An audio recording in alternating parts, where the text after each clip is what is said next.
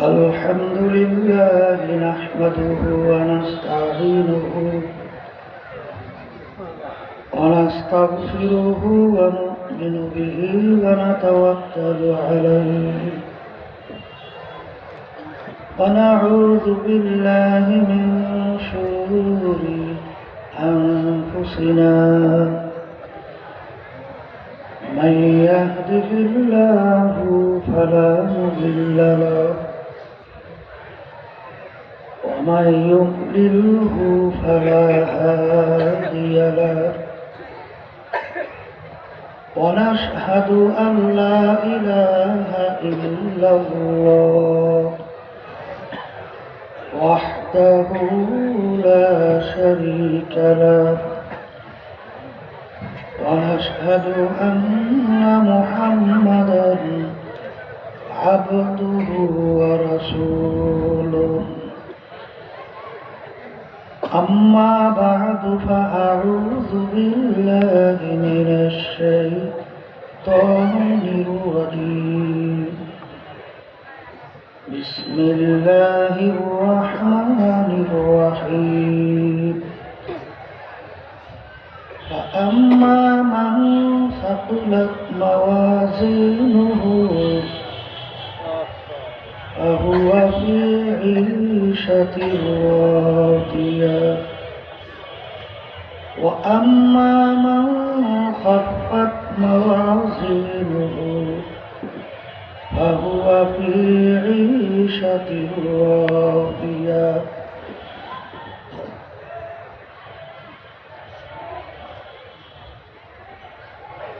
صدق الله العلي العظيم সবাই দুরূদ শরীফ পড়ি আল্লাহ حبيبنا مولانا محمد صلى الله عليه وعلى آله وأصحابه وبارك وسلم اللهم صل على سيدنا ونبينا حبيبنا ومولانا محمد صلى الله عليه وعلى آله وأصحابه وبارك وسلم اللهم صل على سيدنا ونبينا شفيعنا وحبيبنا ومولانا محمد صلى الله عليه وعلى آله وأصحابه وبارك وسلم শুকরিয়া আদায় করতেছি মহান রব্বুল আলামিনের দরবারে। রব্বুল আলামিন দুনিয়ার সমস্ত কাজ থেকে বিরত রেখে উলামায়ে কেরামদের মজলিস জাকিরিন শাকিরিন সাদিকিন অনেক আল্লাহর খাস বান্দারা এই মজলিসের মধ্যে আছে। এই মজলিসটাকে আল্লাহ রাসূল সাল্লাল্লাহু আলাইহি ওয়াসাল্লাম বলছেন বেহেশতের একটা বাগান। কিয়ামতের ময়দানে আল্লাহ রাব্বুল আলামিন বান্দা বান্দিকে মাফ করার জন্য ওসিলা তালাশ করবে। হাদিসের ভিতরে আসছে আল্লাহর বান্দাকে মাফ করার মতো এরকম কোন আমল বান্দার নাই। আল্লাহ রাব্বুল আলামিন ফেরেশতাদেরকে বলবেন দেখো তো আমার বান্দা কখনোই হক্কানি আলেমদের সঙ্গে এক দস্তারখানি মজলিসে বসছে কিনা। তালাশ করে পাওয়া গেছে রব্বুল আলামিন জীবনে একবার বসছিল, যা এই ওসিলে আমি ওকে মাফ করে দিলাম।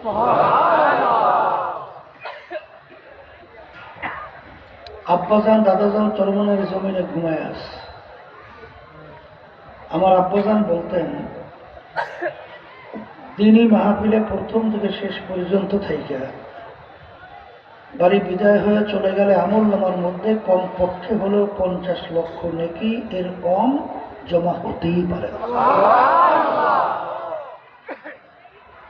নিয়াত যাদের সহি আল্লাহকে রাজি খুশির উদ্দেশ্যে যারা আসছে রব্বুল আলামিন লক্ষ লক্ষ নেকি আমল নামায় দান করবে।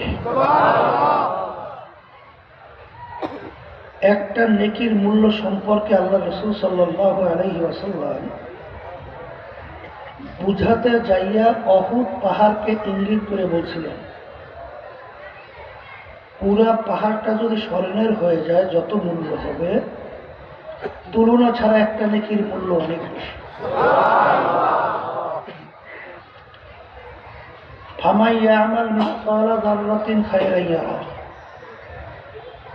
ওয়া মান ইয়ামাল মিসকালা যাররাতিন শাররান ইয়ারা। বলছিলাম যে দূরের শব্দ আর ভিতরের শব্দ এক রকমের। দূরের শব্দ রিপ্লাই হয়ে গেল শব্দ, আর হালকা কমা বেশি কমাইতে নিষেধ করছি। এক রকমের রাখো, এক রকমের, বেশি কমাইও না, বা গেলে ঝামেলা হইতে পারে। যাররা পরিমাণ তোমার নেকি থাকলে ফল পাবা, যাররা পরিমাণ গুনাহ থাকলেও ফল ভোগ করতে হবে। কথাটা আমি বলি নাই, কোনো পীর বলে নাই, কোনো আলেম বলে নাই, আল্লাহ বলছেন, আমি শুনাই। কাপড় ধুইয়া নিগড়াইয়া রোদের ভিতরে ঝাড়া দিলে লক্ষ লক্ষ রেণু রেণু দেখা যায়। এক একটা রেণুকে বলা হয় যাররা। এই পরিমাণ গুনাহ থাকলে তার ফল ভোগ করতে হবে।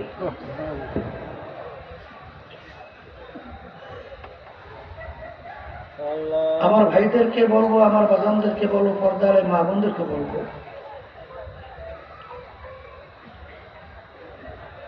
আসলে দুনিয়ার ভিতরে দেখবেন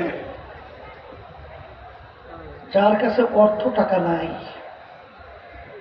সে তখন বুঝে অর্থের মূল্য কত।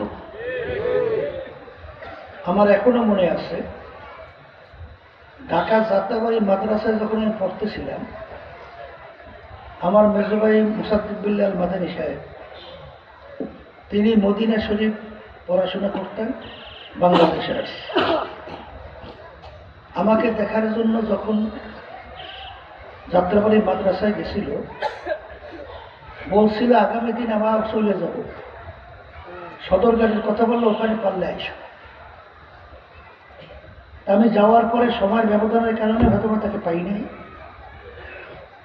আসলে পকেটে আমার কাছে টাকাও ছিল না। এখন মাদ্রাসা দিয়ে পৌঁছতে তখনকার সময় মনে পড়তেছে যে 2.5 টাকা না জানি কয় টাকা লাগে তখন, কিন্তু আমার কাছে টাকা আছে মাত্র 1.5 টাকা। মনে পড়তেছে, কম বেশি হতে পারে, 1 টাকার অভাব। এখন একজনকে পাঠাইলাম যে আমাকে 10টা টাকা ধার দেওয়ার জন্য। সে রিপ্লাই পাঠাইল যে তার কাছে এখন টাকা নাই। এখন যত সময় ঘনাই আসে রওনা করবো, মনে হয় যেন আসমান ভেঙে আমার মাথায় পড়তেছে। গাড়ির ভিতরে উঠবো, যখন বাসে হেল্পার টাকা চাপে, আর যদি না যেতে পারি, তখন যদি ঘাড় ধাক্কা দেয়, তখন এই লড়তে সহ্য করবো কিভাবে? যত সময় যায় মনে হয় যেন দুনিয়া অন্ধকার হয়ে আসছে। এখন আমি হাতি পাও যে জমিনে দেই না আসমানে দেই বলতে পারি না।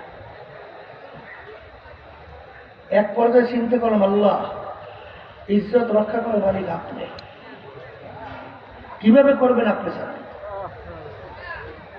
আমি সদরঘাটের এই পাশে আইসা, আগে তো মিনি বাস না ওগুলাই চাইতাম, কিন্তু চিন্তা করলাম হঠাৎ কেমনে কেমনে আল্লাহ বড় একটা বাসে উঠেছে। তাই মিনি বাসের সে বাসের ভাড়া 8 আনা কম। যাইয়া নামলাম গুলিস্তান, 8 আনা বেশি গেছে। এখন আরো কত লাগে? 8 আনা লাগে। চিন্তা করে দেখলাম বড় বাসে ওঠার কারণে 8 আনা যেহেতু কমছে, আবার একটু বড় বাসে উঠি, নরসিংদী যাওয়ার লাইনের বাস। সেই বাসের ভিতরে ওঠার পর দেখি সেখানেও ভাড়া 8 আনা কম। তাই যখন আমি নামলাম মনে হয় যেন পাহাড় মাথা থেকে সরিয়ে গেছে।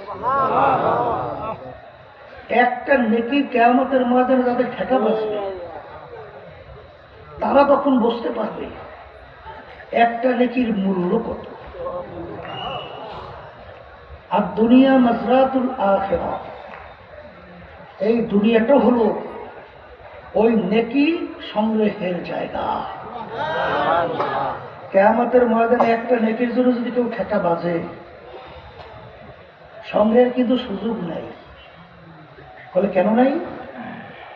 কিয়ামতের ময়দানের অবস্থান আল্লাহ বুঝাতে যেয়ে বলছিলেন, ইয়াউমা ইয়াফিরুল মারউ মিন আখিহি ওয়া উম্মিহি ওয়া আবিহি ওয়া সাহিবাতিহি ওয়া বানিহি লিকুল্লি ইমরিইন মিনহুম ইয়াউমা ইযিন শা'নুন ইউগনি। আল্লাহ রাব্বুল আলামিন বলছেন, কিয়ামতের ময়দান এত ভয়াবহ হবে, এত ভয়ানক হবে, মা পর্যন্ত সন্তানের পরিচয় না দিয়া সন্তান থেকে মা ভাইগে যাবে। ওলামায়ে কেরাম বয়ান করে, শোনেন নাই? ওয়ায়াকুলু ইব্রাহিম খালিলুল্লাহি নাফসি, মূসা কালিমুল্লাহি নাফসি, ঈসা রূহুল্লাহি নাফসি। মালিক আপনি আমাকে বাঁচান, উম্মতের কথা ভুলে যাবে। এমন ভয়াবহ একটা পরিবেশ কিয়ামতের ময়দান হবে। তা তখন যদি কারো নেকির একটা টাকা বাঁচে, তখন সে বুঝতে পারবে যে একটা নেকির মূল্য কত কত। আজকে যারা মাহফিল আসছেন, নিয়ত যাদের সহি, আল্লাহ কবুল করলে একটা দুইটা না, লক্ষ লক্ষ নেকি রব্বুল আলামিন আমলনামায় দান করবে। যারা মাহফিলে আসছে দিচ্ছি না ঠকছি? আর যারা আসে নাই, দোকান ঘাটে বাজারে ঘরে সুযোগ ছিল, আসতে পারে না। আসার কারণ হিসাবে আব্বাজান বলতেন বুঝের অভাব। আর এক শ্রেণী হল নাস্তিকতা, যেটাকে বলা হয় আপনার যা দেখি না দু নয়নে বিশ্বাস করি না গুরুরও বচনে। নাউযুবিল্লাহি মিন যালিক। আর এক শ্রেণীর হল আশার মধ্যে দিন রাত্র কাটায়। আমার বাজানদেরকে বলবো, এই মুসলমান সন্তানদের ভিতরে বাংলাদেশের ভিতরে নাস্তিকতার অভাব নাই। পরিচয় দেয় আমি মুসলমান, কার্যক্রম সব নাস্তিক, আছে না নাই? কিন্তু মুসলমান একটা আরবি শব্দ, বাংলা অর্থ হল আত্মসমর্পণ, ইংরেজিতে বলে সারেন্ডার।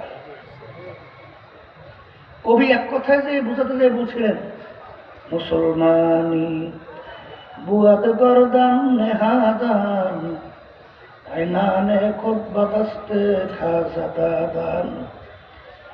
মুখের ভিতরে ঘোড়া যখন লাগাম লাগায়, সবারই হাতে ছেড়ে দেয়, ঘোড়ার আর নিজের স্বাধীনভাবে চলার শক্তি থাকে না। আমরা যারা কালিমা পড়ছি, কালিমার লাগাম মুখের ভিতরে লাগাইছি, এখন নিজের ইচ্ছা মতো চলা যাবে না। আল্লাহ এবং আল্লাহ রসুলের কাছে আপনার আমার সারেন্ডার হইয়া যেভাবে ব্যক্তিগত জীবন, পারিবারিক জীবন, সামাজিক জীবন, অর্থনৈতিক জীবন, ব্যবসা ক্ষেত্রে, সুরাজ সিরাতে, পোশাকাদির মধ্যে, রাজনৈতিক জীবনে, আন্তর্জাতিক জীবনে যেভাবে চলতে চালাতে বলছে, এইভাবে চলা চালাবার নামই হল মুসলমান। কথা ঠিক কিনা? এক শ্রেণী আমার বাজার আছে বাংলাদেশে বসবাস করে, তাদের কাছে ইসলামের নীতি আদর্শ ভালো লাগে না। তাদের কাছে ভালো লাগে পাশ্চাত্য, আমেরিকা, লন্ডন, যেগুলো মানুষের সুরাতে পশুর চেয়েও খারাপ। তাদের কালচার তাদের কাছে ভালো লাগে, ঠিক না?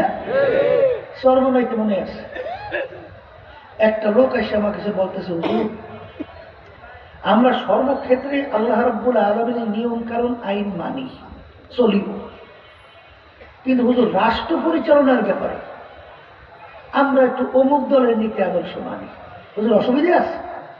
আমাকে বলে।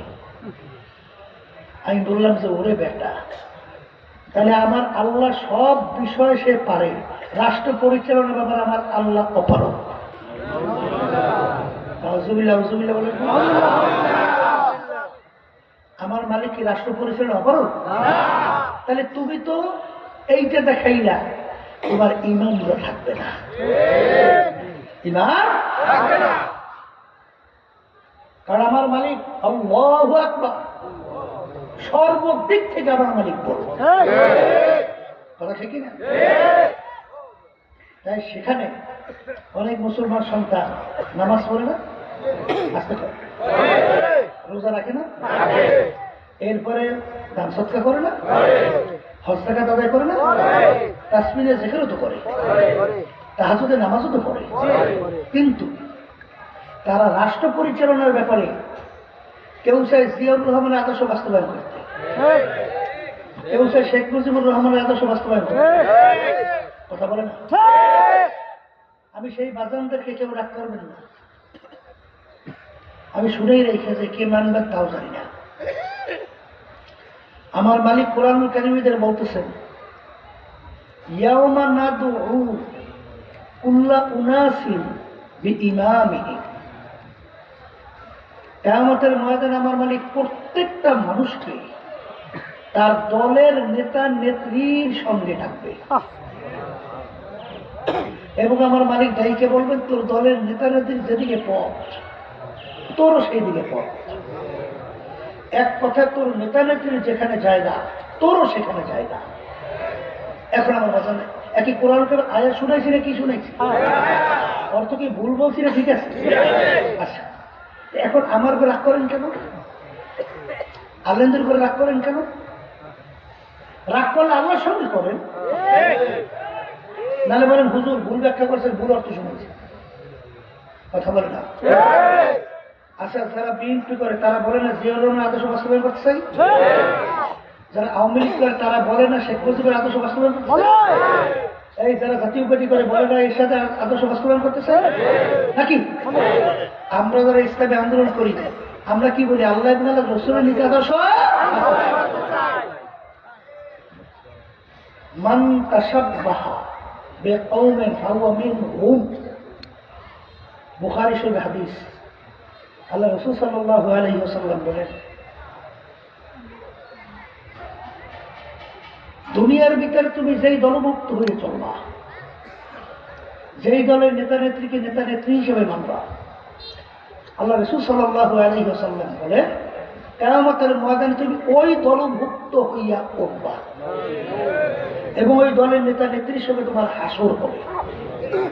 আমি বলছি? কোন আলেম বলছে? পীর মুফতি মুহাদ্দিস বলছে? না আল্লাহ রাসূল সাল্লাল্লাহু আলাইহি ওয়াসাল্লাম বলছে? হ্যাঁ, তাহলে এই কথাটা শোনার পরে আপনি রাগ করেন কেন? আমাদের রাগ করেন কেন? তাহলে কোরআন শরীফের কিছু আয়াত শুধু আর কিছু গোপন রাখবেন? আপনি মানবেন কিনা সেটা আপনি তাই বুঝেন। কথা ঠিক কিনা? আর আমরা কাউকে হেদায়েত করতে পারবো? এই শক্তি আমাদের আছে? আল্লাহ রসুল পারছে? তার চাচাদের কি পারছে? বরঞ্চ আল্লাহ রসুল সাল্লাল্লাহু আলাইহি ওয়াসাল্লাম অস্থির হয়ে গেছে, কেন দিন দেওয়া হয় না, ঈমান আনে না।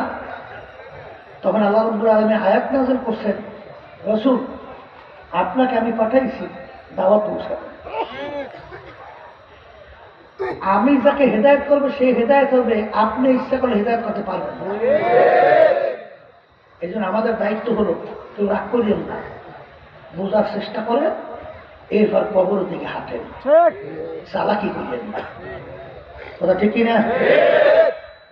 তাহলে যেই কথাগুলো বলতে চাইছিলাম যে এক শ্রেণী আমার বাজার না, নামাজও করে রোজাও রাখে, কোরআনুল কারীমে আল্লাহর হুকুম রাসূলের তরিকা কিছু মানে কিছু মানে না, তাহলে দিন কি অপূর্ণাঙ্গ না পূর্ণাঙ্গ? আল ইয়াউমা আকমালতু লাকুম দীনাকুম ওয়া আতমামতু আলাইকুম নি'মাতি ওয়া রাদিতু লাকুমুল ইসলাম দীনান। আমার আব্বাজান রাহমাতুল্লাহি আলাইহি সরমনের পীর কি বাংলাদেশে ছিলেন না? ছিলেন শুধু বাংলাদেশে, তাম দুনিয়া ছিলেন। এই সরমনের পীর এখন সম্মানের অভাব আছে? হাদিয়াতের অভাব আছে? এই রাজনীতি পথটা এটা একটা পিচ্ছি কাটাযুক্ত পথ, আত্মীয় স্বজন পর্যন্ত উল্টো হয়ে যায় না? আমার মনে আছে সরমনের ইউনিয়ন 2003 সাল, 2003 সাল আমি চেয়ারম্যান প্রার্থী হিসেবে দাঁড়িয়েছিলাম 2003 সালে। কি প্রার্থী? তখন এক আল্লাহর বান্দি মহিলা, সে সিদ্ধান্ত নিয়েছে ভোট দেবে ইসলামের পক্ষে, আলেমদেরকে, আমাদেরকে। আর স্বামী এত বড় বেজা, ও দেবে অন্য জায়গায়, কারণ স্বামী স্ত্রী লেগে বাজাবাজি শুরু হয়ে গেছে। এক পর্যায়ে আল্লাহর বান্দী বলতে আছে, তোমরা যত চেষ্টা করো আমি ইসলামের পক্ষে আমার মতামত দেবই দেব। বাজাবাজি করতে করতে এক পর্যায়ে ওই বদমাইশটায় স্ত্রীর হাতের উপরে পড়ে এক পর্যায়ে তার একটা আঙ্গুল কেটে গেছে, পড়ে গেছে। তারপরেও আল্লাহর বান্দীকে ইসলামের পক্ষে থেকে সহায় করে নাই। কি স্বামী স্ত্রীর ভিতরে বাজাবাজি, এই পথ কথা বলে না। আরে ভাই ভাই বিচারে পোলা বাপের মধ্যে বাঁচাবাচি সর্বস্ব। সেদিনকার ওর সঙ্গে দেখা হয়েছে, বেশি বয়স নেই, তুলে একটা পোলা বাপ করে জবর আওয়ামী লীগ, আর মানে আওয়ামী লীগ বলি না, জবর করছি, মানে রক্ত কষ্ট মিলে গেছে। এখন পোলার ভিতরে আল্লাহ দিনের বুঝতেছে, এই বেশি বয়স না, অল্প ও ছাত্র আন্দোলনের সাথে যুক্ত হয়েছে। আর দেখতে দেখতে বাচ্চাটা খুব সুন্দর, সেই বাচ্চাটাকে বাপ ঘর থেকে বাড়ি করে দিয়েছে, তুমি বাচ্চাটাকে তুই ছাত্র আন্দোলন ইসলামে সংগঠন করতে পারবি না। এমন গোলার গোলা আল্লাহ কি বুঝতেছে, ও ঘর থেকে বাইরেই আসছে। বাইরে এসে শেষ হতে আমাদের লোকজনের সাথে বিভিন্ন কায়দায় দিন রাতি কাটাবার পরে বছর খানি বছর 2-3 আগে ও বলতে হুজুর এখন আব্বা আল্লাহর রহমতে ইসলামী আন্দোলনে যোগদান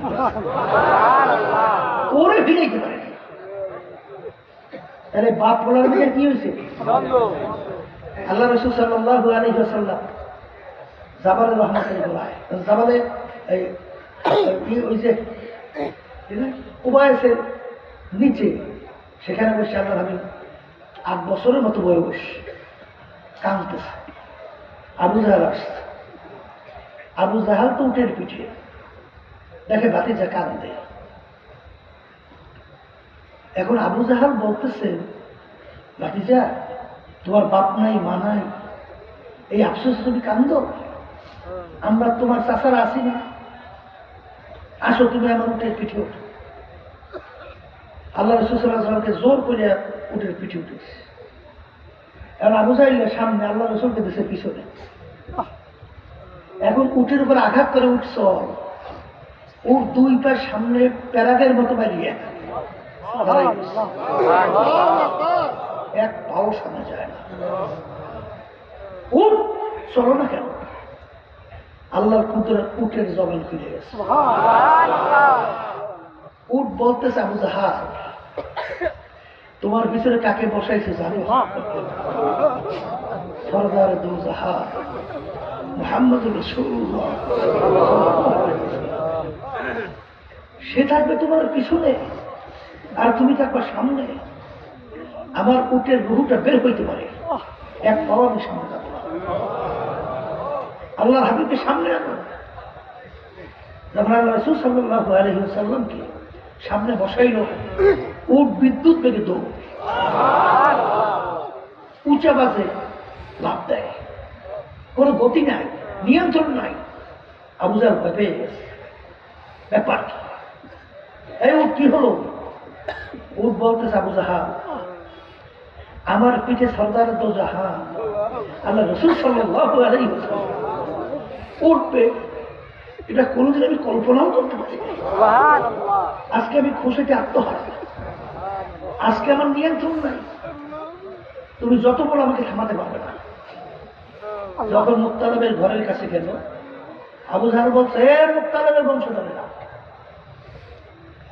এই সন্তানটাকে আদর যত্ন করে লালন পালন করিল, এ আমাদের বংশের জন্য ভবিষ্যৎ একজন উল্লেখযোগ্য একজন ভবিষ্যৎ কি হবে, নামি দামি অনেক কিছু আমাদের হবে। স্বয়ং ইসলামীর মুখে দেয়, তাকে নিয়ে গর্ব করে। কিন্তু যখন আল্লাহ রাসূল সাল্লাল্লাহু আলাইহি ওয়াসাল্লাম যখন ঘোষণা করলেন এক আল্লাহর উপরে ঈমান আনতে হবে, মূর্তি পূজা করা যাবে না, অনার্থক জুলুম মানুষকে মেয়েদেরকে হত্যা করা যাবে না, এই জুলুম, ঘুষ, সুদ এবং মিথ্যার সঙ্গে জড়ানো যাবে না। তখন ভাতিজা আদরের পরিবর্তে এখন আল্লাহর হাবিবকে মারার জন্য এই আবু জাহাল বহু চেষ্টা করছে না? ওই আপনারা দেখছেন, এই আল্লাহর ঘরে গেছেন না দেখে আবু জাহেলের যেখানে ঘর ছিল সেখানে এখন বাথরুম দেখছেন, আর আল্লাহ হাবিবের ঘরের ওখানে কিতাবের লাইব্রেরি দেখছেন তো, মাঝখানে জায়গা কিন্তু বেশি দূরত্ব না, বুঝলেন? ওই মাছ বরাবর কূপ খুঁজছে গোপনে আবু জাহাল, উপরে প্রলোভন দিয়ে রাখছে, উপর থেকে বোঝা যায় না নিচে গর্ত, মানে আল্লাহ রাসূল সাল্লাল্লাহু আলাইহি ওয়াসাল্লামকে মারার জন্য এই আবু জাহেল, বুঝলেন? ফোন দিয়ে আসছে, বলতেছে লোকদেরকে, যাও আমার ভাতিজাকে যাইয়া বলো তোমার চাচা অসুস্থ, তোমাকে একটু দেখতে চায়। আটকে বুটকি আমরা বলছিলে কই কি, আসলে আল্লাহ রাসূল আসবে, কূপে পড়বে, তাকে মারবে।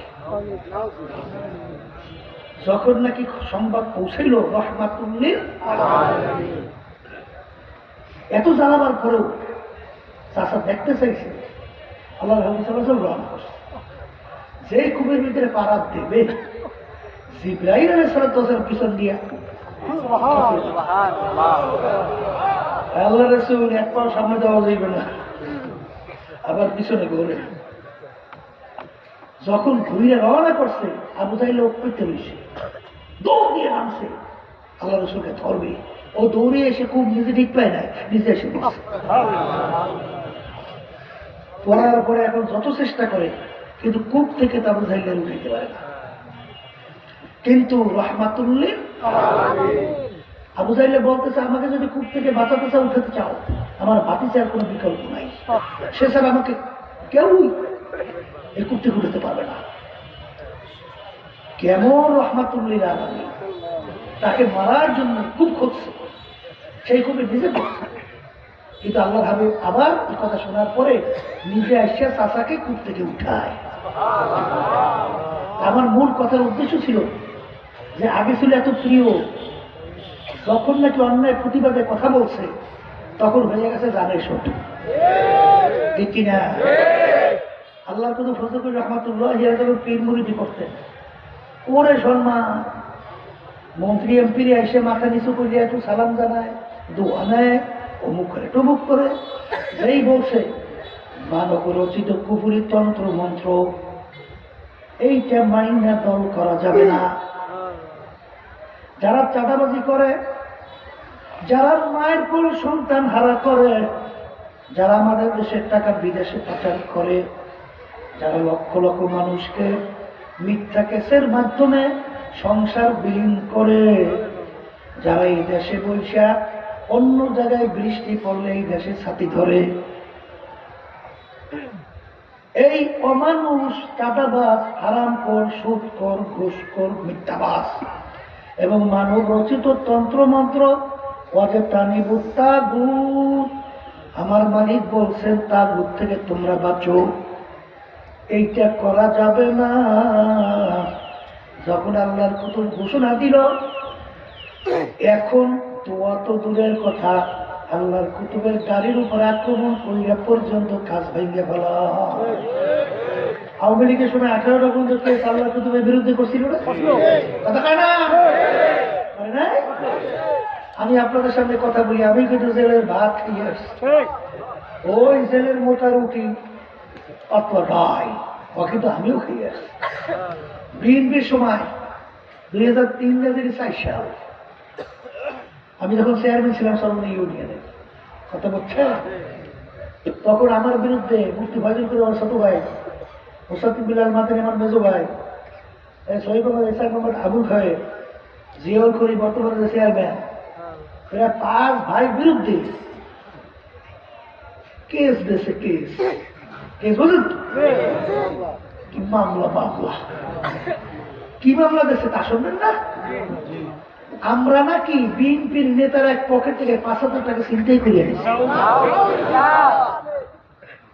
মানে বিএনপির এক নেতার পকেট থেকে 5,000 টাকা চুরি করে দিয়েছে। যেখানে ঘটনা দেখাইছে বিশেষেরা, তখন আমি ছিলাম বাড়ি, আমার চোখে অসুখ, আমি ঠিক মতো চাইতেও পারি না, আমি ওখানে চাইও নাই। আমাকেও কেস দিয়েছে কি 5,000 টাকা বিএনপি নেতার পকেটে চুরি করে দিয়েছে। এই গ্রাউন্ডের উপরে বরিশাল ম্যাজিস্ট্রেট কোর্ট আমাদেরকে 5 বছর সাজা দিয়ে দিয়েছে। কয় বছর? 5 বছর সাজা। কোন দেশে বসবাস করে? এখন যেমন রাত্র এটা যদি কেউ দিন বলেন, এটা কি বিশ্বাসযোগ্য? আমি বিএনপির নেতারা পকেট থেকে 5,000 টাকা ছিনতাই করছি, এটা বিশ্বাসযোগ্য? এটা বিশ্বাস বোঝে না। তাহলে কি আইনের স্বাধীনতা আছে? সেখানে এই গ্রাউন্ডের উপরে যদি আমার মতো একটা ছেলেকে, ফয়জুল করির মতো একটা ছেলেকে, মুসাদ্দিক বিলাল মাদারির মতো একটা ছেলেকে 5 বছর সাজা দিয়ে দেয়, আর 5 বছর যদি আমার ছেলে কাটাইতে হয়, আমার অস্তিত্ব কি থাকে? তাহলে আমাদের সঙ্গে যদি এই ব্যবহার করতে পারে, তাহলে সারা দেশের মানুষের সঙ্গে কি করে?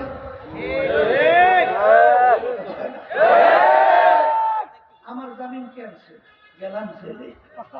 কথা বলছে, জেলে যাওয়ার পরে হাইকোর্টে যে আপিল করছে, তা হাইকোর্ট থেকে আমাদেরকে খালাস দিচ্ছে। খালাস মানে জামিন দিয়ে দিচ্ছে। ওরা সরকার ক্ষমতায়, তখন সঙ্গে সঙ্গে হাইকোর্টের অর্ডার ভেঙিয়া সুপ্রিম কোর্ট সিঙ্গেল বেঞ্চে আবার আমাদের সাজা বন্ধ আছে। কথা বুঝলেন কিছু? এখন বাকি আছে সুপ্রিম কোর্ট ফুল বেঞ্চ। এখন ফুল বেঞ্চে আমরা আপিল করতে হবে, তাহলে তো 5 বছর জেল থাকতে হবে। কথা বুঝলেন না? বুঝলেন? মালিকের 30 কারিশমা, যেই বিচারপতি সিঙ্গেল বেঞ্চে আমাদেরকে 5 বছর সাজা বহন রাখছে, ওই বিচারপতি 2-1 দিনের ব্যবধানে প্রধান বিচারপতি হয়ে গেছে। এখন আমরা যদি আপিল করি, আবার তার কাছে করতে হয়। এখন আমাদের ভয়তে রাত্রের দিন ঘুম আসতে চায়। হ্যাঁ, আল্লাহ কত ফজল আমাদের চেহারাটা কালো হয়ে গেছে। আমি জেনে গেছিলাম, দেখতেও চাই না, খালি বলছে মালিক তোমার কাছে বন্ধ করে দেব। শেষ পর্যন্ত আল্লাহ কুদরত তার ফুল বেঞ্চে তো 5 জন বিচারক বসে, কয়জন? আর সিঙ্গেল বেঞ্চে তো 1 জন, সে একা ছিল। ফুল বেঞ্চে 5 জন। আল্লাহ আমাদের শুনানির পরে আল্লাহ আমাদের খালাস দিচ্ছে। এইটা যদি হয় আমাদের সঙ্গে আচরণ, এই দেশে বসবাস করা উপযোগী পরিবেশ আছে? হ্যাঁ, এই 53 বছর পর্যন্ত এরা এই চেষ্টাই তো করছে। আওয়ামী লীগ কিছু করছে? সহারাল ফাসাদু ফিল বাররি ওয়াল বাহরি বিমা কাসাবাত আইদিন নাস। আমার মালিক বলেন, পানি ও ভাগে স্থলভাগে যত বিপদ আপদ মুসিবত সব তোমাদের নিজেদের হাতের কামাল। এই বারবার যে চোরারা, গুন্ডারা, খুনিরা, পাচারকারীরা ক্ষমতায় যায়, এরা তোমাদের সহযোগিতা ছিল না? যায় কিনা? কথা ঠিক কিনা? وتعاونوا على البر والتقوى ولا تعاونوا على الإثم والعدوان। আজকে আমরা ভালো কাজে সহযোগিতা করি নেক পাওয়ার জন্য, মসজিদে দান করি নেক পাওয়ার জন্য, মাদ্রাসায় দান করি নেক পাওয়ার জন্য, অসহায় মানুষদেরকে সহযোগিতা করি কিসের জন্য? আর যদি তোমার সমর্থনের মাধ্যমে, তোমার মতামত প্রকাশের মাধ্যমে যদি এই বাংলার জমি, কালকেও কিন্তু আমি ঢাকায় দেখছেন সেমিনার দেখেন নাই? ওই সালাউদ্দিন সাহেব বিএনপি সব বসা ছিল না? তখন আমি বলছিলাম যে এই দেশের ভিতরে আল্লাহু আকবারের শব্দে বাচ্চাদের ঘুম ভাঙে, শোনেননি কালকে? সেই দেশের ভিতরে আল্লাহু আকবার শব্দের বাচ্চারা মায়ের কোলে ঘরে যায়, মানে ফজরের সময় আজান করে বাচ্চারা ওঠে না? আবার যখন মাগরিবে আজান হয় আল্লাহু আকবার আল্লাহু আকবার, তখন বাচ্চারা গুগুরে সব ঘরে যায়। এই দেশের ভিতরে আজানের শব্দে ঘুম ভাঙে, আজানের শব্দে ঘরে যায়। সেই দেশের মধ্যে বর্তমানে আপনার আমার অবহেলার কারণে প্রাথমিক শিক্ষা প্রতিষ্ঠানগুলোতে গান নাচের শিক্ষক শিক্ষাকে নিয়োগ দেবে 66,67,000।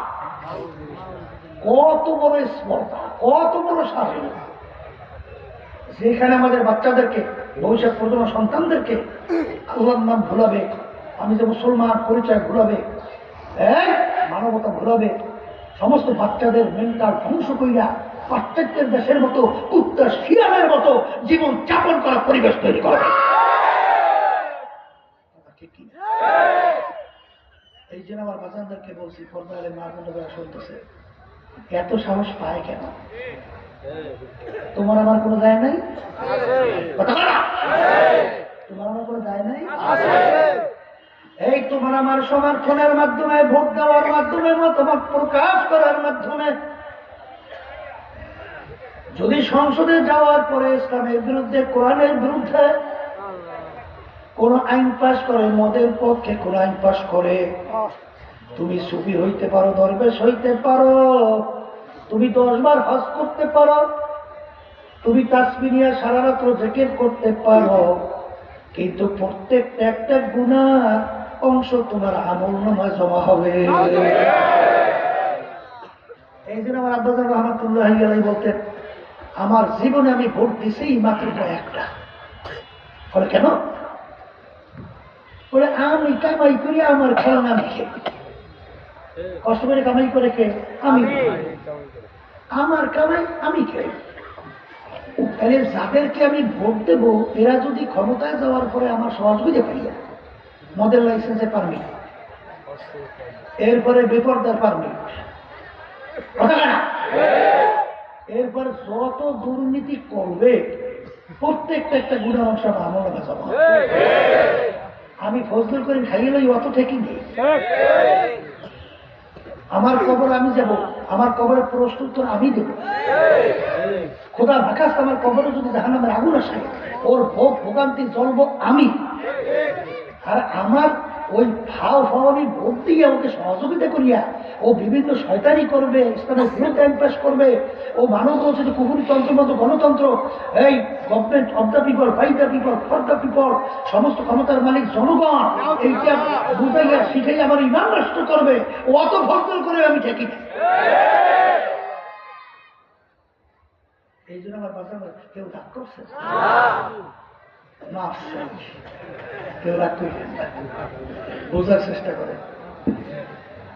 কি পারবো কি করবো তা জানি না, তবে সবসময় আল্লাহ রাসূল সাল্লাল্লাহু আলাইহি ওয়াসাল্লাম ওই হাদিস মধ্যে রাখেন, আখলিস দীনাকা ইয়াকফিকা আমালুল কলিল। আল্লাহ রাসূল সাল্লাল্লাহু আলাইহি ওয়াসাল্লাম বলেন, তোমাদের ঈমানকে নির্ভেজাল করো, স্বচ্ছ করো, পরিষ্কার করো, পরিচ্ছন্ন করো। যদি ঈমানের ভিতরে ভেজাল থাকে তাইলে তোমার বোঝা পড়া আমল কোনো কাজে লাগবে না। আর যদি ঈমান নিশ্চিদ্র, স্বচ্ছ থাকে, পরিচ্ছন্ন থাকে, অল্প আমল করবা, নাজাত পাইয়া জান্নাতে যাবা। এর কবরের যাত্রী, আল্লাহর বান্দারা, এর পর্দার আড়ালের মা বোনেরা, আল্লাহ হাবিব সাল্লাল্লাহু আলাইহি ওয়াসাল্লাম একদিন সাহাবায়ে কেরামদেরকে নিয়ে মসজিদে বসা।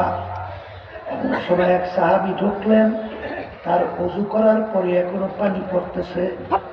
আল্লাহর হাবিব তার দিকে ইঙ্গিত করে বলতেছেন, তোমরা যদি বেহেশতি লোক দেখতে চাও, তাকে ইঙ্গিত করে বলেন তাকে দেখে না। সাহাবায়ে কেরাম দেখলো। পরদিন আবারও বলে, তোমরা যদি বেহেশতি লোক দেখতে চাও দেখে নাও, ইঙ্গিত করলে দেখো একই ব্যক্তি। আবার তৃতীয় দিন বললেন, তোমরা বেহেশতি লোক দেখতে চাইলে দেখে নাও। আবার দেখে তৃতীয় দিন ওই একই ব্যক্তি। আল্লাহ রাসূল সাল্লাল্লাহু আলাইহি ওয়াসাল্লাম বলে, বেহেশতি লোক দেখতে চাও দেখে নাও, তাকে ইঙ্গিত করছে। নিঃসন্দেহে সে যে বেহেশতি, কোনো সন্দেহ আছে? সন্দেহ থাকলে তোমার কি বাড়ি?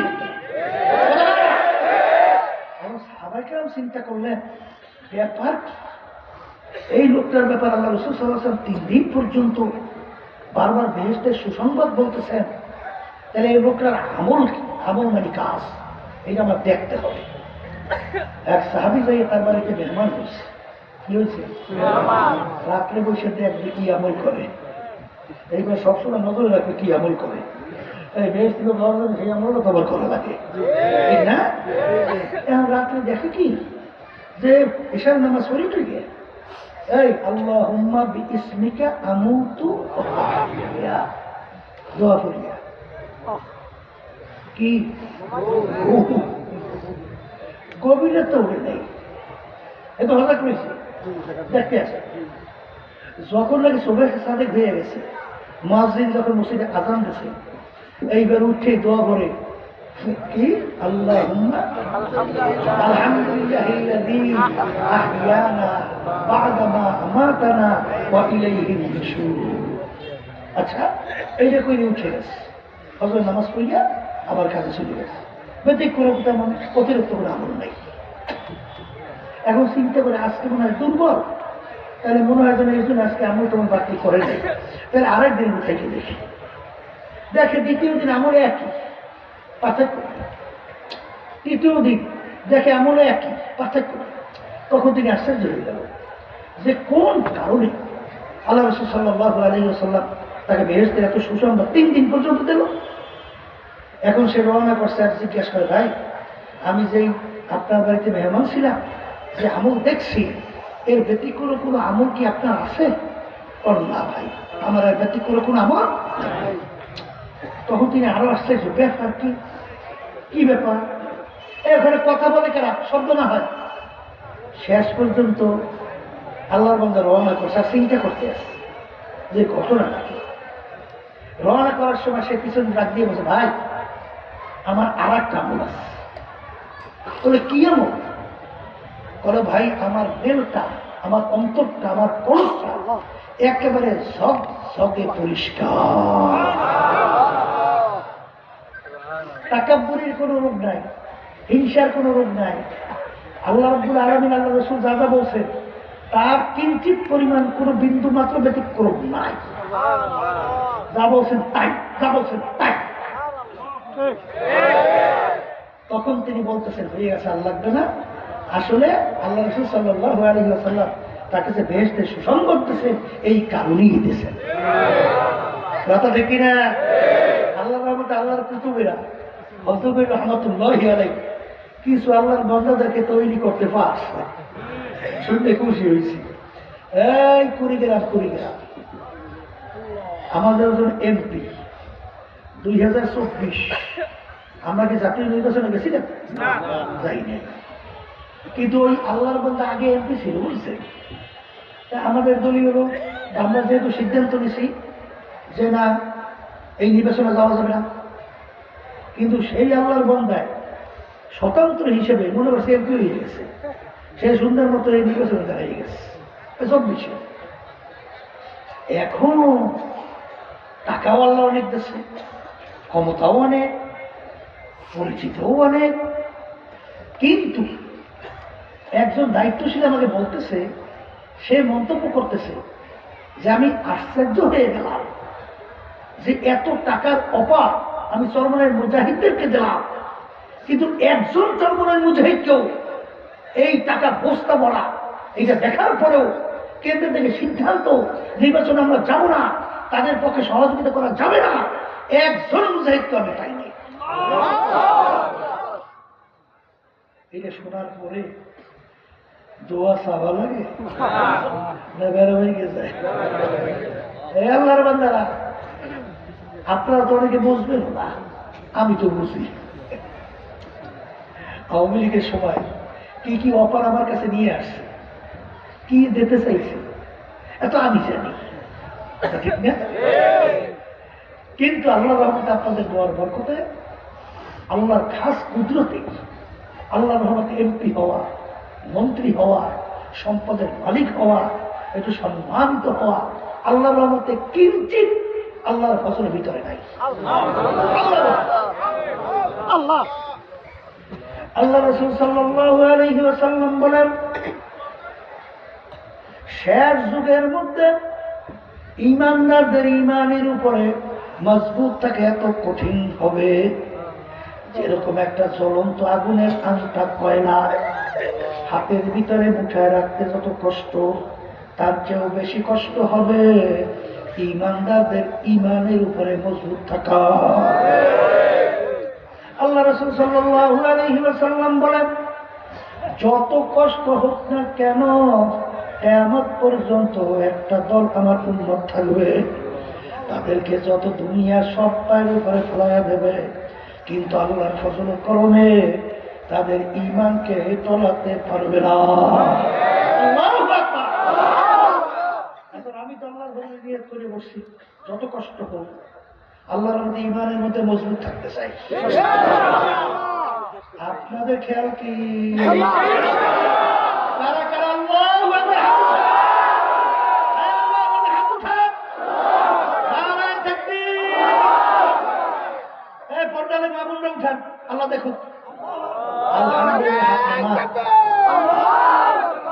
এই যারা দ্বিধাদ্বন্দ্ব করো, ঈমান তোমার না আমার? উপকার তোমার না আমার? তাহলে তোমার বেল না তুমি বেলবা।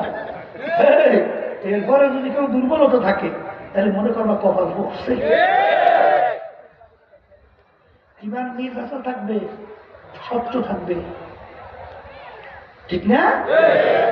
তাই যেই কথাগুলো বলতে চাইছিলাম, দলের সংখ্যা হইবে ছোট, সংখ্যা কি? এই জন্য বাজানদেরকে বলবো, এই ছোট দল দেখি আর মনের ভিতরে দুর্বলতা। আল্লাহ রাসূল সাল্লাল্লাহু আলাইহি ওয়াসাল্লাম যখন নবুয়তি পাইলেন তখন তার সঙ্গে একজনও ছিল কিন্তু দুর্বলতা আসছিল। হ্যাঁ, সর্বপ্রথম আমাদের আম্মাজান খাদিজাতুল কুবরা রাদিয়াল্লাহু তাআলা আনহা, তিনি সর্বপ্রথম তার সঙ্গে একমত পোষণ করিয়া কালিমা বলে মুসলমান হয়েছে। কথা ঠিক না? এই জন্য আমার বাজানদেরকে বলবো, পর্দা আলে মা বোনে যারা শুনতেছেন, আমি আপনাদের সামনে প্রথম যে আয়াত শরীফ তেলাওয়াত করছিলাম, আয়াতের ভিতরে আল্লাহ বলে, মানুষগুলোকে আমি কিয়ামতের ময়দানে উঠাবো, উঠাবার পরে তাদের আমল নামা কি কাজ কাজ দুনিয়া থাকা অবস্থায় যে কাজ করছে এইটা দাড়ি পাল্লার ভিতরে দিয়ে আমি ওজন দেব। যাদের নেকের পাল্লা ভারী হবে তাদের জন্য আমি এমন মেহমান খানা তৈরি করে রাখছি, এই মেহমান খানার নাম হলো বেহেশত। আল্লাহ আমার জন্য আমাদের সবার জন্য কবুল করে না। কিয়ামতের ময়দানে আমি আমল নামাদারি পাল্লা দিয়ে ওজন দেব। যাদের নেকের পাল্লা হালকা, গুনার পাল্লা ভারী, আমার মালিক বলেন ওদের জন্য এমন শাস্তির জায়গা আমি বানায় রাখলাম, যে শাস্তির জায়গার নাম হলো জাহান্নাম। আল্লাহ আপনি আমাকে আমাদের সবাইকে জাহান্নাম থেকে মুক্তি দান করেন। এখন বেহেশতে যাওয়ার জন্য কি লাগবে বলেন? আমল নেকের পাল্লা ভারী। বলেন বলেন খুলে বলেন, ঠিক না? ঠিক। এখন নেকের পাল্লা ভারী করা লাগবে না? এই নেকের পাল্লা কমবে, এইটাও কিন্তু আমাদের বোঝা লাগবে। বর্তমানে বিপদের কিন্তু শেষ নাই। এক কথায় সংক্ষেপে বুঝেন, বলেন সাহাবায়ে কেরামদের আমল। আল্লাহ রাসূল সাল্লাল্লাহু আলাইহি ওয়াসাল্লাম যেই কাজের কথা বলছেন ওই কাজ। কথা ঠিক না? ঠিক। বলেন সিদ্দিকিনদের আমল, শুহাদায়ে কেরামদের আমল, বলেন নেককার পরহেজগার কিয়ামত পর্যন্ত আল্লাহ ওয়ালাদের আমল। কথা বুঝছেন? কিন্তু আমি কোরআন শরীফে আয়াত শুনেছি, আল্লাহ বলেন মিনান নাবিয়্যিনা ওয়াস সিদ্দিকিনা ওয়াস শুহাদাই ওয়াস সালিহিন। এদের কাজগুলোই হলো নেকাম। কথা ঠিক না? ঠিক। আল্লাহ রাসূল দুনিয়াতে আসে বুইসতু মুআল্লিমা, ওস্তাদ হিসাবে। কি হিসাবে? ছাত্র কারা? সাহাবায়ে কেরাম। সংখ্যা ছিল কত? প্রায় 13 লক্ষের কাছাকাছি। আল্লাহ রাসূল সাল্লাল্লাহু আলাইহি ওয়াসাল্লাম নিজে সাহাবায়ে কেরামদেরকে ট্রেনিং দিয়া তারপর শিখিয়ে গেছে। তাদের ধারাবাহিকতা তাবিঈনরা, তাদের ধারাবাহিকতা তাবিঈনরা, তাদের ধারাবাহিকতা উলামা মুতাকাদ্দিমিনরা, তাদের ধারাবাহিকতা উলামা মুতাআখিরিনরা, হাত্তা করে এখন পর্যন্ত ওই সিলসিলা ওয়ালি যারা এই আমল ফলো করবে ওইটি হলো নেকাম। মনে থাকবে? এই কথাটা মনে থাকবে? আল্লাহ আমাকে আমাদের সবাইকে তৌফিক দান করুন। এখন বলেন হুজুর কই? এক শ্রেণী আলেম তো বর্তমানে বেরিয়ে গেছে, এরা কিন্তু আমার কইবে চরমনের ভোট দেওয়া যাবে না,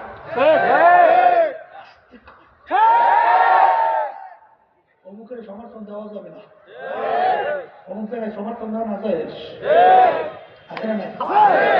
কারা কয় এরা আবার এগুলোই একসঙ্গে কিন্তু আবার এক খাতার মধ্যে এক টেবিলে ভাবে খাচ্ছে, ঠিক না? আবার এরাই কিন্তু আবার এই এক পর্যায়ে মাপসাইয়া অমুক অমুক ভাই ভাই অমুকে অমুকে বসছে, এরাই তো, এরা কারা? এরাই তো আসতে পারে, কারা? এই জন্য আমার বাচ্চাদেরকে বলবো, পর্দারে মামুনা যারা শুনতেছে কথা বেশি লম্বা না সংক্ষেপ বলছে না। এই চরমনাইয়ালারা কি বলে, সারসিনা কি বলে, জয়পুর কি বলে, ফুরফুরা কি বলে, আটকোষা কি বলে, এই রাজার পাক দেওয়ানরা সুরেশ্বর মাঝবান্ডার কি বলে, আওয়ামী লীগ কি বলে, বিএনপি কি বলে, জাতীয় পার্টি কি বলে, জামাত কি বলে, অমুক তমুক সমুক কি বলে, কথা ঠিক না? বাজারের ভিতরে মাল নিয়ে বিক্রেতা আসে, ক্রেতা যখন মাল ক্রয় করার জন্য যায়, বিক্রেতা কিন্তু বলে আমার মালটা কিন্তু ভালো, কিন্তু ক্রেতা যখন ক্রয় করবে পরীক্ষা নিরীক্ষা কইরা যদি না ক্রয় করে, গ্রামে একটা কথা আছে মদন টাক, এই মদন টাক বলবে তো, ওই মদন পাখি আমার মাথার বিরাট একটা টাক, এই বড় টাক খেলবেন বাজারে বাজার করবে, তৈরিটা 1 নম্বর না 2 নম্বর পরীক্ষা করলে কিন্তু ক্রয় করতে হবে। এই সমাজের মধ্যে আল্লাহ রাসূল সাল্লাল্লাহু আলাইহি ওয়াসাল্লাম বলেন আমার উম্মতের ভিতরে 73 দল হবে, এর ভিতরে 72 দলের নীতি আদর্শ আমল এর মাধ্যমে জাহান্নামে চলে যাবে, একটা দল শুধুমাত্র নাজাত পাইয়া জান্নাতি। আমি বলার পরে কিন্তু সহিয়াদি তিরমিজি শরীফের ভিতরে আসছে, মিশকাত শরীফের ভিতরে আসছে, হ্যাঁ কিন্তু সহিয়াদি শুনাই রেখে যায়, পাগলামি মনে করিয়েন না। আল্লাহ রাসূলকে প্রশ্ন করেন, আল্লাহ রাসূল কোন জামাত কোন দল জান্নাতি হবে? আল্লাহ রাসূল বলেন মা আনা আলাইহি ওয়া আসহাবি, আমি আমার সাহাবারা যেই কাজ এরা যেই কিয়ামত পর্যন্ত করবে তারাই নাজাত পাইয়া জান্নাতি। চরমনাইয়ালার অন্যান্য যারা বলে এইটা কোরআন এবং হাদিসের কোষ্ঠী পাথর নিয়ে ঘষা দিয়ে দেখা লাগবে স্বর্ণ কি নকল না স্বর্ণ 2 নম্বর। আমার মনে আছে একজনে বলতে হুজুর এইটা তো একজন আমাকে দেখছে হুজুর আসল নকল না নকল স্বর্ণ, হুজুর এইটা একটু বোঝা লাগে, এটা মাদ্রাসা দান করতে। তার বিশেষেরা সেখানে স্বর্ণের দোকান আছে বুঝছে, তা আমি লইয়ে গেলাম, নিয়ে বলতাম দেহ দিন এইটা কি 1 নম্বর না 2 নম্বর, ও একটা পাথরের মতো বাড়ি করছে, বাড়ি করে একটা ঘষা দিচ্ছে, বলে হুজুর 2 নম্বর। আমি তো বুঝলি কেন, বলে হুজুর এই পাথরে সিগন্যাল দেয় 1 না 2। তাই তুমি যে কাজটা করতেছ এই কাজটাকে আল্লাহ এবং রাসূল যেভাবে করতে বলছেন সেইভাবে কিনা এইটা বোঝার জন্য ওই গোষ্ঠী পাথর হল কোরআন এবং হাদিসের ভিতরে ঘষা। কোরআন এবং হাদিস এইটা সিগন্যাল দেবে এটা ঠিক ওইটাই ঠিক, ভালো করে মনে রাখো। খবর কিন্তু কোনো দলাদলি নাই, কোনো পীরের পরিচয় নাই, যদি থাকতোই আল্লাহ রাসূল সাল্লাল্লাহু আলাইহি ওয়াসাল্লামের বড় পীর আছে কিনা, আছে বড় ওলি আছে কিনা, গাউস কুতুব আছে কিনা, কিন্তু আল্লাহ রাসূল সাল্লাল্লাহু আলাইহি ওয়াসাল্লাম তার মেয়ের ব্যাপারে ইঙ্গিত করে কি বলছে, ইয়া ফাতিমা ইজি নাফসাকা মিনান নার, এ ফাতেমা দুনিয়া থাকা অবস্থায় নিজে আমল করো, জাহান্নামের আগুন থেকে বাঁচো, এরপরে অন্ধকার কবরে যাইয়া শো। যদি কবর এই পরিচয় দাও আমি আখিরি জামানার নবীর মেয়ে, এই পরিচয় ফাতেমা কোনো কাজ হবে না। আমার বাজানদেরকে বলবো, পর্দার মা বোনরা যারা শুনছেন, বাজান তোমার কবরে তুমি যাবো, আমার কবরে আমি যাব, তোমার কবরের প্রশ্নের উত্তর তুমি দেবা, আমার কবরের প্রশ্নের উত্তর আমি দেব। খোদা না কাজটা কবরে যদি আল্লাহর হুকুম নবীর তরিকা অনুযায়ী নিজের জীবনকে না চালাইয়া কবরে যাও, বাজার খোদা না কাজটা জাহান্নামের আগুন যদি কবরে হইয়া যায়, এই আগুনে কিন্তু তুমি জ্বলবা, তোমার দল তোমার দলের নেতা নেত্রী চলবে না। এ ভাত খাইলে পেট ভরবে আমার, আমি ভাত খাইলে আমার নেতা নেত্রী পেট ভরে না, আমার নেতা নেত্রী ভাত খাইলে আমার পেটও ভরে না। এই জন্য আমার আব্বাজান বলতে, এই আল্লাহর বান্দারা যারা চরমনাইতে আসেন, যারা চরমনাইতে আসেন, আমি ফজলুল করে যতক্ষণ পর্যন্ত তোমাদেরকে কোরআন এবং হাদিস অনুযায়ী রাস্তা দেখাবো, ততক্ষণ পর্যন্ত তোমরা আমার কথা মানবা। আর যখন এর বাইরে রাস্তা দেখাবো, তখন আমার থেকে তোমাদের ভাই গেছে বাবাজি। মানে কোরআন মজিদে এই কথা মনে আছে?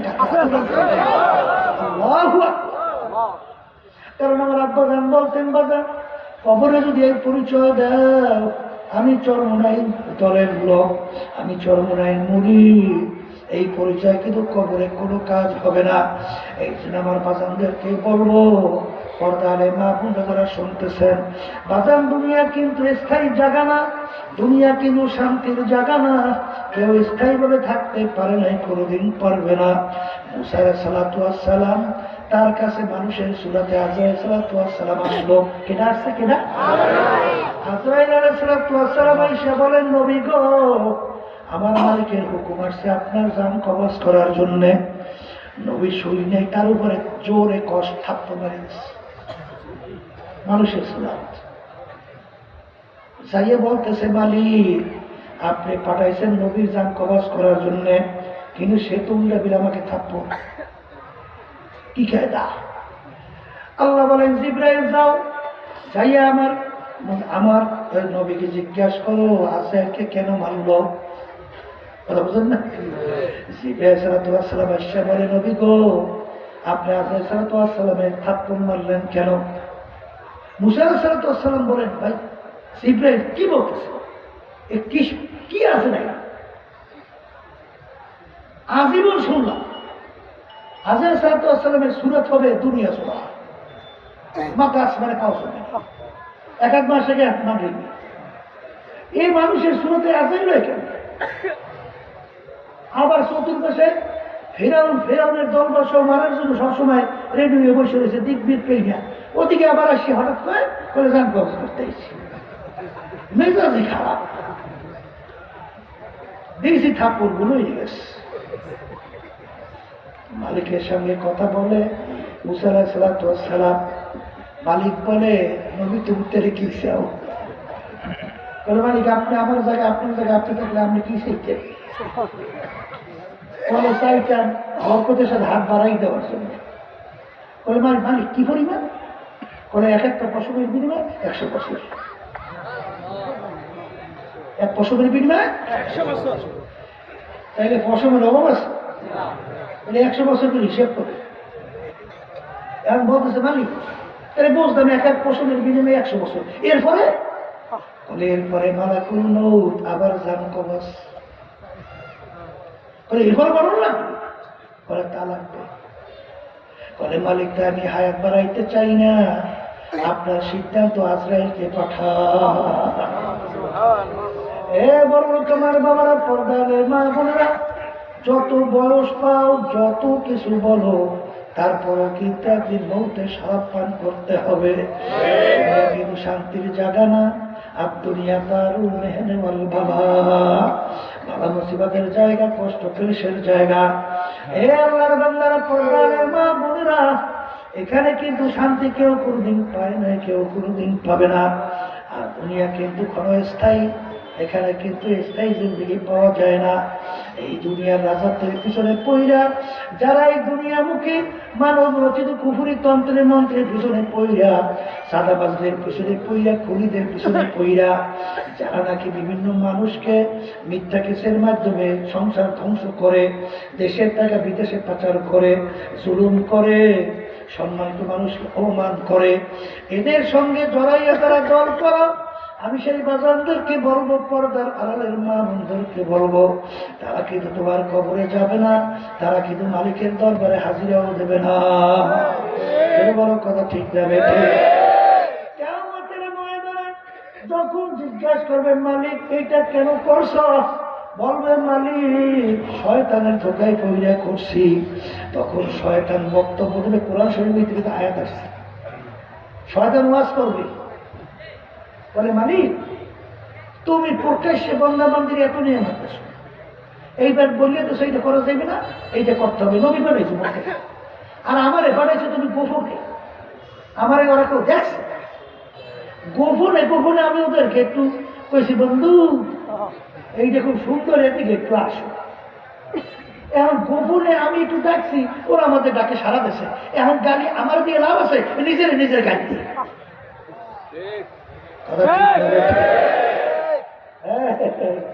শয়তান বক্তব্য দিলে শয়তান সারা গাইছে, কিন্তু তুমি আটকে পড়িয়া যাবা। এই জন্য আমার বাজানদেরকে বলছি, পর্দার মা বোনদেরকে বলছি, আমার পেটেও রাগ করিল না বাজান। আমি শুধুমাত্র শুনাই রাইখা যাই, কিয়ামতের ময়দানে নেকের পাল্লা ভারী করে উঠতে হবে, আর গুনার পাল্লা হালকা নিয়ে যাওয়া লাগবে। এরপরে আমাদের আমলের কোনো ত্রুটি শেষ নাই। কিন্তু বাজার সবসময় হাদিসের ঘটনা মনে রাখো, ইব্রাহিম আলাইহিস সালামকে নমরুদ যখন আগুনে ফেলাইল, একটা ব্যাঙ বারবার আগুনের ভিতরে পানির ভিতরে লাফ দেয়, পানি ঢোক দিলেও আবার আগুনের দিকে প্রস্রাব করে, আবার পানি শেষ, আবার পানির ভিতরে লাফ দেয়, আবার পানি ঢোক দিলে আগুনের দিকে প্রস্রাব করে। এরকম বারবার করার কারণে ওই পানি আগুনের কাছেও যায় না, পানি দ্বারা আগুন নেবেও না। জিজ্ঞাসা করে ব্যাঙ তোর পানি তো আগুনের কাছেও যায় না, আরে তোর পানি দ্বারা তো আগুন নেবেও না, এরকম তুই বারবার কেন করো? তখন ব্যাঙ উত্তর দেয়, জানি আগুনের কাছেও যায় না, নেবেও না, কিন্তু আল্লাহ এবং তার খলিল ইব্রাহিম দেখো আমি ব্যাঙ তাদের পক্ষে আছি। হাদিসের ভিতরে আসে লা তাকতুলু দেবদা, তোমরা ব্যাংকে মাইরো না। ব্যাংকে সালামের আগুন নিবাইতে সহযোগিতা করছিল। এই আল্লাহর বান্দারা, পর্দা আলাই মা বোনেরা, কাকলাই বারবার আগুনে ফু দেয়, কাছেও যায় না, আগুন জ্বলেও না, এরকম কেন করো? নমরুদ এবং তার দলেরা দেখুক আমি তাদের পক্ষে। এই জন্য এক বাড়িতে মারতে বলে 100 নাকি আমল নামায় জমা। আমরা কি পারি, কি আমল করছি জানি না, আমাদের আমলের ভিতরে ত্রুটির কোনো শেষ নাই। কিন্তু যদি কিয়ামতের ময়দানে আমার মালিকের সামনে বলতে পারি, মালিক আমি তোমার পক্ষের দলের লোক, আল্লাহুম্মা আমিন, আলহামদুলিল্লাহ। যদি এতটুকু কোনো কাজে বলা যায়, পক্ষের লোককে কেউ কোনোদিন বিপদে ফেলায় না। কিয়ামতের ময়দানে আমার মালিকের সামনে, মালিক আমি তোমার দলের লোক, আমি তোমার পক্ষের লোক, এরকম বলার জন্য পর্দালে মা বোনরা, আমার এখানে যারা উপস্থিত আল্লাহর বান্দারা, এই রাস্তায় যারা কথা শুনতেছেন এবং যারাই শুনতেছেন, সবাই আমরা আল্লাহর পক্ষের লোক, আল্লাহর দলের লোক, এরকম কিয়ামতের ময়দানে বলার জন্য, এরকম নিয়ত করার জন্য কে কে রাজি স্যার? সবাই বলছো কিনা হাত উঠাও, নারা তাকবীর, আল্লাহু আকবার। হাত নামা, আল্লাহ আপনি কবুল করে নেন, আল্লাহুম্মা আমিন। এই জন্য আমার বাজানদেরকে বলবো, পর্দারে মা বোনদেরকে বলবো, বাজান নেকের পাল্লা ভারী করার জন্য বাজান হক্কানি ওলামায়ে কেরাম তাদের সংস্পর্শে যাওয়া লাগবে। কথা ঠিক কিনা? কারণ সোহবতে সালেহ তোরা সালেহ কুনাদ, সোহবতে তালেহ তোরা তালেহ কুনাদ, এক জামানা সোহবতে বা আউলিয়া বেহতর আসদ সালে তাআত বেরিয়া গেলে করবো এদার হাম্মাম রোজে রসিদ দস্তে মাহবুবে বদস্তা। সৎ সঙ্গে স্বর্গবাস, অসৎ সঙ্গে সর্বনাশ। তুমি একজন নামাজির সঙ্গে কিছুদিন উঠা বসা করলে, কয়েকদিনের ব্যবধানে তুমি একজন নামাজি হইয়া যাবা। জাকিরিনের সঙ্গে উঠা বসা করলে তুমি একজন আল্লাহর ফজলে জাকিরিন হইতে পারবা। কথা ঠিক না দেখি? তাইলে আপনাদের এলাকায় এরকম আছে না নাই যে আগে ঠিক মতো 5 ওয়াক্ত নামাজ পড়তো না, এখন আল্লাহর ফজলে করণে হুঁশ থাকতে আল্লাহর ফজলে নামাজ ছাড়ে না? আছে? আপনি আপনি হয়েছে না কোনো সতেদিন বন্ধদের সংস্পর্শে গেছে? আসতে বলে আসতে, হ্যাঁ যাওয়ার পর লাভ হয়েছে না ক্ষতি হয়েছে? হ্যাঁ, আমার দাদা দাদের কথা শুনছি, আপনার বলতেন যার মুরব্বী নেই ওর মুরব্বী হয় শয়তান। শয়তান তো বসে থাকে, ও তো আল্লাহর কাছে কসম খেয়ে আসছে না যে মালিক তুই সেই বুনিয়াদ অনুসারে জাহান্নামে তুমি কসম সরে ও জাহান্নামে নিয়েই আমি সাথে। আর মালিক বলছে তোর এত বড় সাহস, তুই এবার বন্দাবাদী জাহান্নামে নিবি, তুই পাহাড় পরিমাণ ধোকা দিয়ে গুণা করাবি, কিন্তু যখন বন্দাবান্দি দেড়টাকে ভাইয়া 2 চক্ষের পানি ছাইরা খালেস তওবা করবে সব ঠিক না? ঠিক। তাহলে এরকম তওবা করতে রাজি আছি না? আল্লাহ আপনি আমাকে আমাদের সকলকে তৌফিক দান করেন। এই জন্য আমার বাচ্চাদেরকে বলবো, পর্দারে মা বোনদেরকে বলবো, আমরা ওলামায়ে কেরাম এত কেন চিল্লাই? আল্লাহু আকবার। খানবী রহমতুল্লাহি আলাইহি ঘটনা রাখছেন, রাখাল গরু পালতো, প্রতিদিন মরা ঘাসের ভিতরে বাইন্ধে রাখতো, পাহাড়ের কিনারে তাজা ঘাস কাছেও নেয় না। তাজা গরু ডাক দিয়া বলে, রাখাল আমাদেরকে বোকা পাইয়া প্রতিদিন মরা ঘাস খাওয়ায়, পাহাড়ের কিনারে তাজা ঘাস যাইতেও দেয় না। আজকে যখন গলার রশি ছাড়বে রাখালের সঙ্গে আর যাবো না, তাজা ঘাস খাইতে যাবো। বাজার যখন গলার রশি ছাড়লো, তাজা গরু লেজ উপরে উঠে দৌড়ে তাজা ঘাস খাবে, কোথায় যায়? পাহাড়ের কিনারে। অন্য অন্য গরুরা রাখালের সঙ্গে যায়, তখন রাখাল পিছনে দৌড়ে গরু ফের। গরু তাজা ঘাস খাইতে যাইস না, পাহাড়ের কিনারে বড় বড় বাঘ অপেক্ষা করতেছে, তোকে ধরবে, কলিজা ছিঁড়ে খাবে। যখন নাকি অন্য গরু নিয়ে চইলা গেল, ও তো তাজা ঘাস খাইয়া মজা পাইয়া ও অন্য অন্য গরুকে গালি দেয়। তখন বাঘ 3 দিন পর্যন্ত কথার কথা পেটের ক্ষুধায় কাঁদে আর বলে, মালিক তুমি আমাকে বানাইছো, আমাকে কি খোরাকি দিবা না? বাঘের দোয়া মালিক কবুল করলো। পিছনে দিকে ফিরে দেখে তাজা গরু ঘাস খায়, লাভ দিয়ে যাইয়া শুকরিয়া আদায় করে ধরলো। বুক চিরে যখন রক্ত শুশুনি শুরু করলো, এখন গরু এত আফসোস করে, কেন আমি তাজা ঘাস খাইতে আসলাম, আমি কেন রাখালের রশি গলায় লাগাই নাই? কিন্তু যত আফসোস করে রাখাল, গরু তো আর বাঘে ছাড়ে না। এ মুরাদিবাসী আমার বাবারা, এ পর্দার আড়ালের মা বোনেরা, আমরা রাখাল হিসেবে কোরআন এবং হাদিসের রশি নিয়া তোমাদের এখানে রাখাল হিসেবে আসছি। এখনো কেসপোর্ট ভালো আছে, এখনো কোরআন এবং হাদিসের রশি গলায় লাগাও, এখনো মজার ঘাস খাইতে যাইও না। এই যুবকরা মেয়েদের সঙ্গে আড্ডা মারতে যাইও না, আমার মালিক যেটা নিষেধ করছে ওই দিকে যাইও না, সাদাবাজির দিকে যাইও না, জুলুমের দিকে যাইও না। কারণ বাজার মজা ঘাস খাইতে বড় মজা, চিত্ত বিনোদনে বড় মজা, কিন্তু ওদিকে আমার মালিকের দরবারে একটা বাঘ কান্দ আর বলে, মালিক আমাকে বানাইছে খোরাকি কি দিবা না? ওই বাঘের নাম হলো জাহান্নাম। আল্লাহ আপনি আমাকে আমাদের সবাইকে মাফ করে দিবেন। আল্লাহর বান্দারা হায়াতের বেলা পার হইলে ওই অবস্থায় যদি তোমাকে আজরাইল আলাইহিস সালাতু ওয়াস সালাম খাবার বাইরে বসে, আর তোমার গান কোনদিন আসতে আর পারবা না। একদিন আমি আপনাদের জন্য দোয়া করি, আমিও দোয়া চাই, মালিক যেন আমাদেরকে ঈমান এবং নেক আমল মজবুত কইরা, নেক আমল বাড়াইয়া হালকা গুনাহ নিয়ে যেন কবরে যাওয়ার তৌফিক দান করেন। আল্লাহুম্মা